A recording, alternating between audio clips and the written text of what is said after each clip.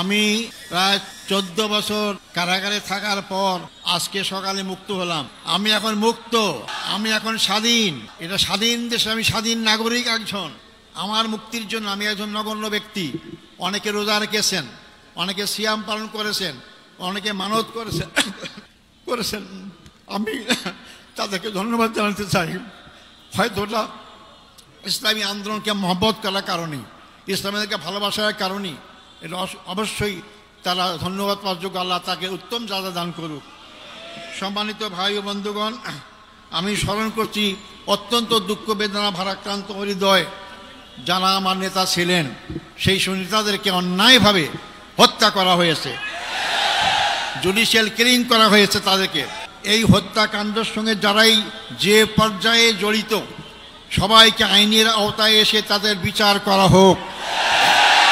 এটা আমি জোর করে আবার বলতে চাই, যারাই হত্যাকাণ্ডের সাথে যেখানে যে পর্যায়ে জড়িত সবাইকে আইনের আওতায় নিয়ে এসে তাদেরকে বিচার করা হোক। না হলে এই খারাপ সংস্কৃতি চালু থাকবে। এখান থেকে বেরিয়ে আসতে হবে আমাদেরকে। সম্মানিত ভাই ও বন্ধুগণ, আমি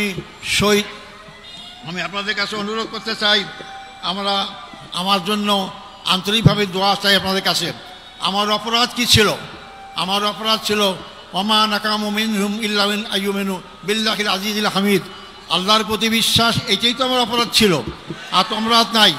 আমি তো আপনাদের কাছে দোয়া চাই যে অপরাধের কারণে ফাঁসির কাষ্ঠ থেকে আছে আমাদের কাছে ফুলের মালা পাচ্ছি, রশি গলা সেরে গিয়ে ফুলের মালা পাচ্ছি। আমি যেন আজীবন সেই ইসলামী আন্দোলনে আমার জীবন থাকতে, রক্তবিন্দু এক ফোঁটা থাকতে এই আন্দোলনেই যদি আমি শহীদ হিসেবে মৃত্যুবরণ করতে পারি, সে তৌফিক আপনাদের কাছে কামনা করতে চাই। আমাদেরকে সবাইকে মৃত্যুবরণ করতে হবে, মনে রাখবেন। আজ হোক কাল হোক মৃত্যুবরণ করতেই হবে। মৃত্যুর হাত থেকে বাঁচতে পারবো না।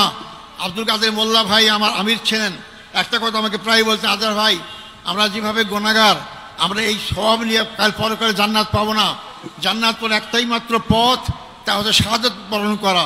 তো শাহাদাতই আমাকে জান্নাত দিতে পারে। তাই যে দল, যে জাতি, যে ব্যক্তি শাহাদাত তামান্না করে এগিয়ে যায়, সেই দল, সেই জাতিকে কেউ দমাতে পারে না। সম্মানিত ভাই এবং বন্ধুগণ, সেই দোয়া করার সাথে সাথে আপনাদের সবাইকে সবার মাধ্যমে সারা বাংলাদেশের আপনার জনসাধারণকে আহ্বান করতে চাই, আসুন এই দেশ আমাদের, এই দেশ আমাদের সবার। এই দেশের মানুষের আশা আকাঙ্ক্ষা, চিন্তা চেতনা, ঐতিহ্য অনুযায়ী এই দেশটাকে ইসলামী সমাজ গড়ার আকাঙ্ক্ষা আমরা সবাই এগিয়ে যেতে পারি। আল্লাহ অবশ্যই আমাদের সাথে থাকবেন ইনশাআল্লাহ। আমার আর পাওয়ার কিচ্ছু নাই।